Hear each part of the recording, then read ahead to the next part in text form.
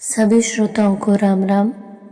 तो आज हम बालकांड के प्रथम सोपान में प्रताप भानु की कथा का श्रवण करेंगे। तो हमने श्रवण किया था कि प्रताप भानु राजा वन में शिकार करने आए होते हैं और वहाँ पे मार्ग से भटक जाते हैं और फिर उन्हें बहुत ही भूख प्यास लगती है, जिसके कारण वे व्याकुल हो जाते हैं। तो आइए अब इस कथा से आगे हम कथा का श्रवण करते हैं। वन में फिरते फिरते प्रताप भानु एक आश्रम को देखा। वहाँ कपट मुनि का वेश बनाए एक राजा रहता था, जिसका देश राजा प्रताप भानु ने छीन लिया था और जो सेना को छोड़कर युद्ध से भाग गया था। प्रताप भानु का अच्छा समय अच्छे दिन जानकर और अपने बुरे दिन का अनुमान लगाकर उसके मन में बड़ी गिलानी थी। इसके कारण ना तो वह घर गया और ना ही अभिमानी होने के कारण प्रताप भानु से मिला। दरिद्र की भांति मन में ही क्रोध को मारकर वह राजा तपस्वी के वेश में वन में रहता था। प्रताप भानु उसी के पास गया। उस कपटी ने तुरंत प्रताप भानु को पहचान लिया कि वह प्रताप भानु है। राजा पे आशा होने के कारण उसे पहचान न सका। सुंदर वेश देखकर राजा ने उसे महामुनि समझा और घोड़े से उतरकर उसे प्रणाम किया, परंतु बड़ा चतुर होने के कारण राजा ने उसे अपना नाम नहीं बताया। राजा को पैसा देकर उसने सरोवर दिखला दिया। हर्षित होकर राजा ने घोड़े सहित उसमें स्नान किया और जलपान किया। सारी थकावट मिट गई। राजा सुखी हो गया। तब तपस्वी उसे अपने आश्रम में ले गया। उसने सूर्यास्त का समय जानकर राजा को बैठने के लिए आसन दिया। फिर वह तपस्वी कोमल वाणी से बोला, तुम कौन हो? सुंदर युवक होकर जीवन की परवाह न करके वन में अकेले क्यों फिर रहे हो? तुम्हारे चक्रवर्ती राजा के से लक्षण देखकर मुझे तुम पर बड़ी दया आती है। राजा ने कहा, हे मुनीश्वर सुनिए, प्रताप भानु नाम का एक राजा है। मैं उसी का मंत्री हूँ। शिकार के लिए फिरते हुए राह भूल गया हूँ। बड़े भाग्य से यहाँ आकर मैंने आपके चरणों के दर्शन पाए। हमें आपका दर्शन दुर्लभ था। इससे जान पड़ता है कुछ भला होने वाला है। मुनि ने कहा, हे तात, अंधेरा हो गया है। तुम्हारा नगर यहाँ से 70 योजन दूरी पर है। हे सुजान सुनो, घोर अंधेरी रात है, घना जंगल है, रास्ता नहीं है। ऐसा समझकर तुम आज यहीं ठहर जाओ, सवेरा होते ही चले जाना। तुलसीदास जी कहते हैं, जैसे होनहार होते हैं वैसे ही सहायता मिलती है। या तो वह आप ही उसके पास आती है या उसको वहाँ ले आती है। हे नाथ, बहुत अच्छा। ऐसा कहकर और उसकी आज्ञा को सिर चढ़ाकर घोड़े को वृक्ष के बाद से बांधकर राजा वहाँ बैठ गया। राजा ने उसकी बहुत प्रकार से प्रशंसा की और उसके चरणों की वंदना करके अपने भाग्य की सराहना की। फिर सुंदर वाणी से कहा, हे प्रभु, आपको पिता जानकर मैं ढिठाई करता हूँ। हे मुनीश्वर, मुझे अपना पुत्र और सेवक जानकर अपना नाम धाम विस्तार से बताइए। राजा ने उसको नहीं पहचाना, पर वह राजा को पहचान गया था। राजा तो शुद्ध हृदय था और वह कपट करने में चतुर था। एक तो वैरी, फिर जाति का क्षत्रिय और ऊपर से वह राजा था। वह छल बल से अपना काम बनाना चाहता था। वह शत्रु अपने राज्य सुख को समझकर और उसका स्मरण करके दुखी था। उसकी छाती कुम्हार के आवे की तरह भीतर ही भीतर सुलग रही थी। राजा के सरल वचन कान में सुनकर अपने वैर को याद करके वह हृदय में हर्षित हुआ। वह कपट में डूबकर बड़ी युक्ति के साथ कोमल वाणी से बोला, अब हमारा नाम भिखारी है, क्योंकि हम निर्धन और घर द्वारहीन हैं। राजा ने कहा, जो आपके सदृश विज्ञान के निधान और सर्वथा अभिमान रहित होते हैं, वे अपने स्वरूप को सदा छिपाए रखते हैं, क्योंकि कुवेश बनाकर रहने में ही सब तरह का कल्याण है। संत कभी प्रकट वेश में नहीं आते, प्रकट संत वेश में मान होने की संभावना होती है और मान से पतन की। इसी से तो संत और वेद पुकार कर कहते हैं कि परम अकिंचन, सर्वथा अहंकार, ममता और मान रहित ही भगवान को प्रिय होते हैं।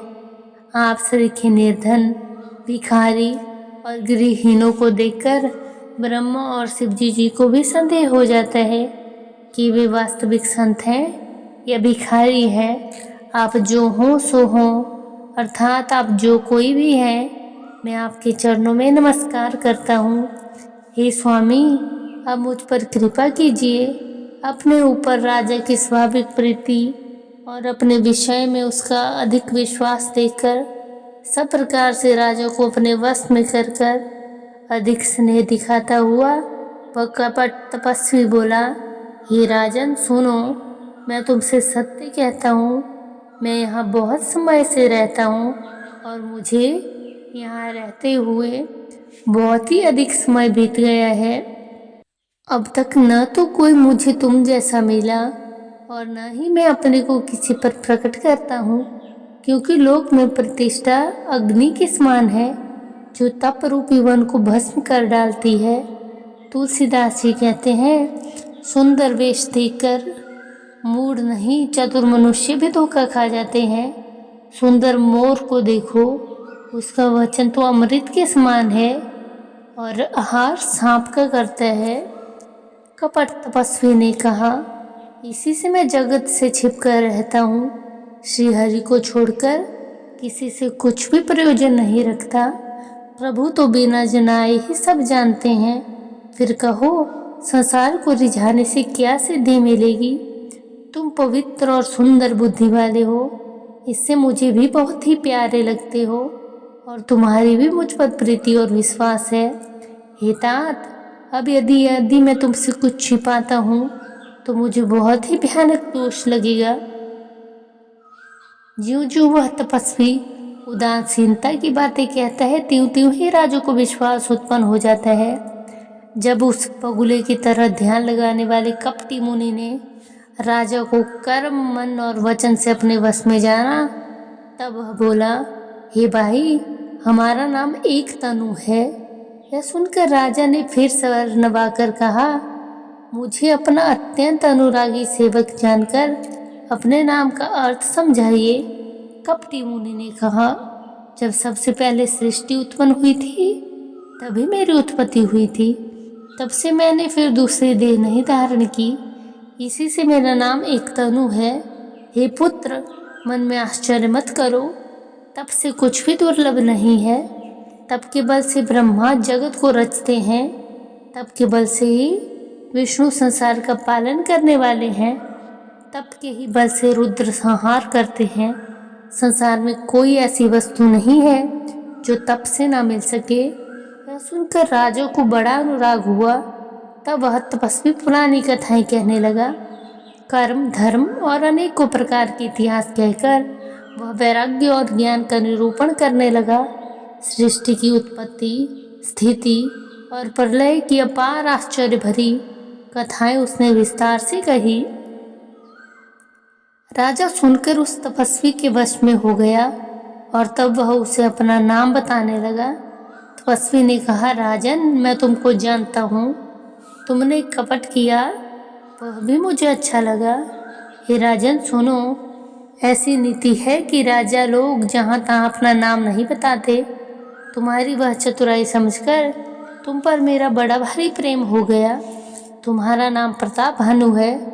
महाराज सत्यकेतु तुम्हारे पिता थे। हे राजन, गुरु की कृपा से मैं सब जानता हूँ, पर अपनी हानि समझकर कहता नहीं। हे तात, तुम्हारा स्वाभाविक सीधापन, प्रेम, विश्वास और नीति में निपुणता देखकर मेरे मन में तुम्हारे ऊपर बड़ी ममता उत्पन्न हो गई है। इसलिए मैं तुम्हारे पूछने पर अपनी कथा कहता हूँ। अब मैं प्रसन्न हूँ, इसमें संदेह न करना। हे प्रिय राजन, जो मन को भावे वही मांग लो। प्रिय वचन सुनकर राजा हर्षित हो गया और कपट मुनि के पैर पकड़कर उनसे बहुत प्रकार से विनती करने लगा। राजा ने कहा, हे दया सागर मुनि, आपके दर्शन से ही चारों पदार्थ अर्थ, काम, धर्म और मोक्ष मेरी मुट्ठी में आ गए हैं, तो भी स्वामी को प्रसन्न देखकर मैं दुर्लभ वर मांगकर क्यों न शोक रहित हो जाऊं। मेरा शरीर वृद्धावस्था, मृत्यु और दुख से रहित हो जाए, मुझे युद्ध में कोई जीत न सके और पृथ्वी पर मेरा 100 कल्प तक एक छत्र अकंटक राज्य हो।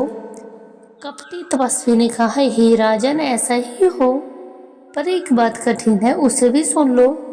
हे पृथ्वी के स्वामी, केवल ब्राह्मण कुल को छोड़कर काल भी तुम्हारे चरणों में सिर नवाएगा।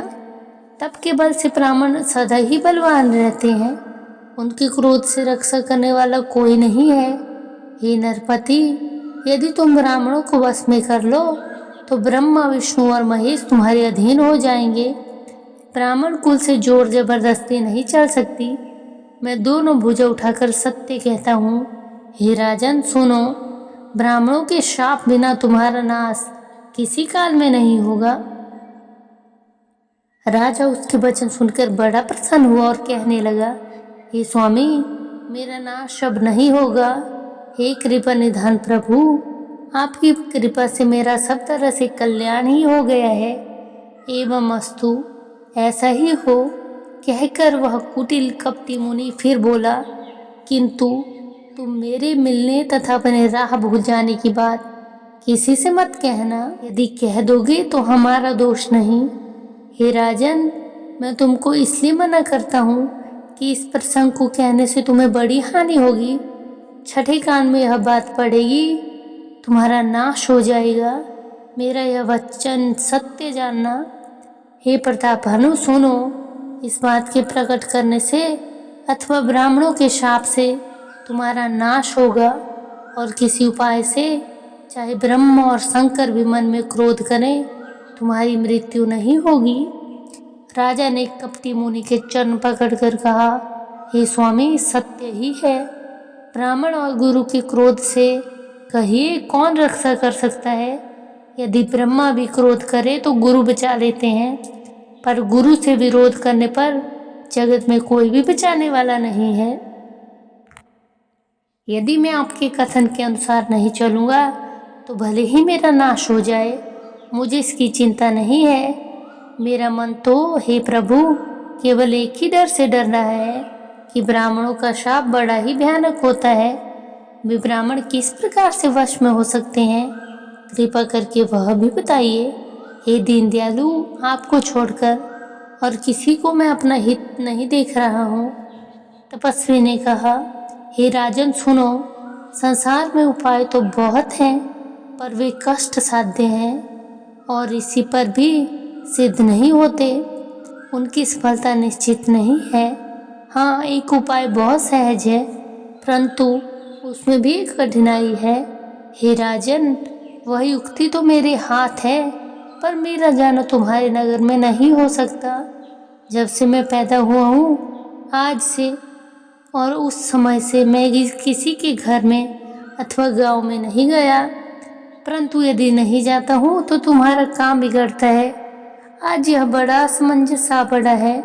यह सुनकर राजा कोमल वाणी से बोला, हे नाथ, वेदों में ऐसी नीति कही गई है, बड़े लोग छोटों पर स्नेह करते हैं, पर्वत अपने सिरों पर सदा घास को धारण करते रहते हैं, अगाध समुद्र अपने मस्तक पर फेन को धारण करते हैं, और धरती अपने सिर पर सदा धूलि को धारण किए रहती है।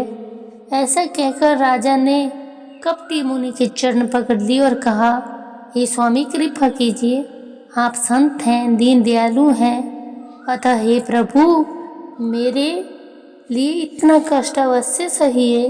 राजा को अपने अधीन जानकर कपट में प्रवीण तपस्वी बोला, हे राजन सुनो, मैं तुमसे सत्य कहता हूँ, जगत में मुझे कुछ भी दुर्लभ नहीं है। मैं तुम्हारा काम अवश्य करूँगा, क्योंकि तुम मन, वाणी और शरीर तीनों से मेरे भक्त हो। पर योग, युक्ति, तप और मंत्रों का प्रभाव तभी फलीभूत होता है जब वे छिपा कर किए जाते हैं। हे नरपति, मैं यदि रसोई बनाऊं और तुम उसे परोसो और मुझे कोई जानने न पाए, तो मैं उस अन्न को जो जो खाएगा सो सो तुम्हारा आज्ञाकारी बन जाएगा। यही नहीं, उनके घर भी जो कोई भोजन करेगा, हे राजन सुनो, वह भी तुम्हारे अधीन हो जाएगा। हे राजन, जाकर यही उपाय करो और भोजन कराने का संकल्प कर लेना। नित्य नए 1,00,000 ब्राह्मणों को कुटुंब सहित आमंत्रित करना। मैं तुम्हारे संकल्प तक प्रतिदिन भोजन बना दिया करूँगा। हे राजन, इस प्रकार बहुत ही थोड़े परिश्रम से सब ब्राह्मण तुम्हारे वश में हो जाएंगे। ब्राह्मण हवन यज्ञ और सेवा पूजा करेंगे तो उस समय से देवता भी सहज ही वश में हो जाएंगे। मैं एक और पहचान तुमको बता देता हूँ कि मैं इस रूप में कभी ना आऊँगा। हे राजन, मैं अपनी माया से तुम्हारे पुरोहित को हर लाऊंगा। तप के बल से उसे अपने समान बनाकर 1 वर्ष यहाँ रखूँगा। और हे राजन सुनो, मैं उसका रूप बनाकर सब प्रकार से तुम्हारा काम सिद्ध करूँगा। कपटी मुनि ने कहा, हे राजन, रात बहुत बीत गई, अब सो जाओ। आज से तीसरे दिन मुझसे तुम्हारी भेंट होगी। तप के बल से मैं घोड़े सहित तुमको सोते ही घर पहुंचा दूंगा। मैं वही पुरोहित का वेश धारण करके आऊँगा।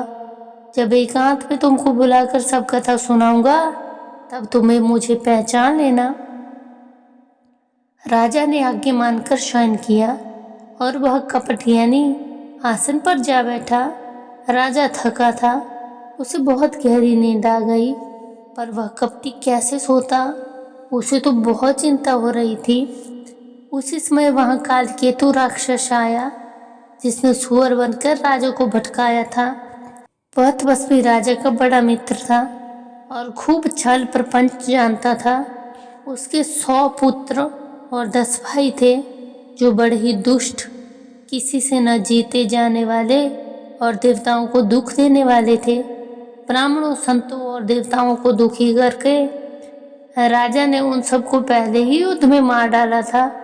उस दुष्ट ने पिछला बैर याद करके उस कपटी तपस्वी राजा से मिलकर सलाह की और षड्यंत्र किया। जिस प्रकार शत्रु का नाश हो वही उपाय रचा। भावी वश राजा प्रताप भानु कुछ भी न समझ सका। तेजस्वी शत्रु अकेला भी हो तो भी उसे छोटा नहीं समझना चाहिए। जिसका सिर मात्र बचा था वह राहु आज तक सूर्य चंद्रमा को दुख देता है। तपस्वी राजा अपने मित्र को देख प्रसन्न हो उठा और उससे मिलकर सुखी हुआ। उसने मित्र को सब कथा कह सुनाई। तब राक्षस आनंदित होकर बोला, हे राजन सुनो, जब तुमने मेरे कहने के अनुसार इतना काम कर लिया है तो अब मैंने शत्रु को काबू में कर ही लिया ऐसा समझो। तुम अब चिंता त्याग कर सो रहो। विधाता ने बिना ही दवा के रोग दूर कर दिया। आज से चौथे दिन मैं तुमसे आ मिलूंगा। इस प्रकार कपटी तपस्वी राजा को खूब दिलासा देकर वह महामायावी और अत्यंत क्रोधी राक्षस चला। उसने प्रताप भानु राजा को घोड़े सहित क्षण भर में घर पहुंचा दिया। राजा को रानी के पास सुलाकर घोड़े को अच्छी तरह से घुड़साल में बांध दिया। फिर वह राजा के पुरोहित को उठा ले गया और माया से उसकी बुद्धि को भ्रम में डालकर उसने पहाड़ की खो में ला रखा। अब आप पुरोहित का रूप बनाकर उसकी सुंदर सेज पर जा लेटा। राजा सवेरा होने से पहले ही जागा और अपना घर देखकर उसने बड़ा ही आश्चर्य माना। मन में मुनि की महिमा का अनुमान करके वह धीरे से उठा, जिससे रानी न जाग पाए। फिर उसी घोड़े पर चढ़कर वन को चला गया। नगर की किसी भी स्त्री पुरुष ने नहीं जाना। दोपहर बीत जाने पर राजा आया। घर पर उत्सव होने लगे और बधावा बजने लगा। जब राजा ने पुरोहित को देखा तब वह अपने उसी कार्य को स्मरण करके उसे आश्चर्य से देखने लगा। राजा को 3 दिन युग के समान बीते। उसकी बुद्धि कपटी मुनि के चरणों में लगी रही। निश्चित समय जानकर पुरोहित बना हुआ राक्षस आया और राजा के साथ हुई गुप्त सलाह के अनुसार अपने अपने सब विचार उसे समझाकर कह दिए। संकेत के अनुसार गुरु को उस रूप में पहचान कर राजा प्रसन्न हुआ। ब्रह्मवश उसे चेत न रहा कि यह तापस मुनि है या कालकेतु राक्षस। उसने तुरंत 1 लाख उत्तम ब्राह्मणों को कुटुंब सहित निमंत्रण दिया। पुरोहित ने 6 रस और 4 प्रकार के भोजन, जैसा कि वेदों में वर्णन है, बनाए। उसने मायावी रसोई तैयार की और इतने व्यंजन बनाए कि कोई गिन न सका। अनेक प्रकार के पशुओं का मांस पकाया और उसमें उस दुष्ट ने ब्राह्मणों का मांस मिला दिया। सब ब्राह्मणों को भोजन के लिए बुलाया और चरण धोकर आदर सहित बैठाया। यूं ही राजा परोसने लगा, उसी काल आकाशवाणी हुई, हे ब्राह्मणों, उठकर अपने घर जाओ। यह अन्न मत खाना, इसे खाने में बड़ी हानि है। रसोई में ब्राह्मणों का मांस बना है। आकाशवाणी का विश्वास मानकर सब ब्राह्मण उठ खड़े हुए। राजा व्याकुल हो गया, परंतु उसकी बुद्धि मोह में भूली हुई थी। वो नारवश उसके मुंह से एक बात भी न निकली। तब ब्राह्मण क्रोध सहित बोल उठे। उन्होंने कुछ भी विचार नहीं किया। अरे मूर्ख राजा, तू जाकर परिवार सहित राक्षस हो जा। रे नीच क्षत्रिय, तूने तो परिवार सहित ब्राह्मणों को बुलाकर उसे नष्ट करना चाहा। ईश्वर ने हमारे धर्म की रक्षा की, अब तू परिवार सहित नष्ट हो जा। 1 वर्ष के भीतर तेरा नाश हो जाए, तेरे कुल में कोई पानी देने वाला तक न रहे।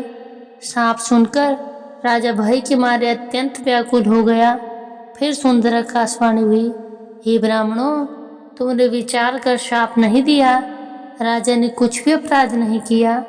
आकाशवाणी सुनकर सब ब्राह्मण चकित हो गए। तब राजा वहां गया जहां भोजन बना था।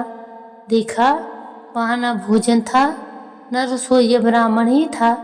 तब राजा मन में अपार चिंता करता हुआ लौटा। उसने ब्राह्मणों को सब वृतांत सुनाया और भयभीत और व्याकुल होकर वह पृथ्वी पर गिर पड़ा। हे राजन, यद्यपि तुम्हारा दोष नहीं है तो भी होनहार नहीं मिटता। ब्राह्मणों का शाप बहुत ही भयानक होता है, यह किसी तरह भी टाले नहीं टल सकता। ऐसा कहकर सब ब्राह्मण चले गए। नगरवासियों ने जब यह समाचार पाया तो वे चिंता करने और विधाता को दोष देने लगे, जिससे हंस बनाते बनाते कौवा कर दिया। ऐसे पुण्यात्मा राजा को देवता बनना चाहिए था और वह राक्षस हो गया। पुरोहित को उसके घर पहुंचकर असुर कालकेतु ने कपटी तपस्वी को खबर दी। उस दुष्ट ने जहां तहां पत्थर भेजे, जिससे सब बैरी राजा सेना सजा सजा कर दौड़े और उन्हें डंका बजाकर नगर को घेर लिया। नित्य प्रति अनेक प्रकार की लड़ाइयाँ होने लगी। प्रताप भानु के सब योद्धा शूरवीरों की करनी करके रण में जूझ मरे। सत्यकेतु के कुल में कोई नहीं बचा। ब्राह्मणों का शाप झूठा कैसे हो सकता था। शत्रु को जीतकर नगर को फिर से बसाकर सब राजा विजय और यश पाकर अपने अपने नगर को चले गए। तो आज की कथा का यहीं पे समापन होता है। तो हमने जाना कि प्रताप भानु को किस तरह से राक्षस बनने का श्राप मिला। तो हम अगली कथा में सुनेंगे कि प्रताप भानु को श्राप मिला और वो कौन से दैत्य हुए और उनकी किस कारण भगवान को जन्म लेना पड़ा। तो आज की कथा को हम यहीं पे समाप्त करते हैं। आप सबको जय श्री राम, जय श्री राधे श्याम।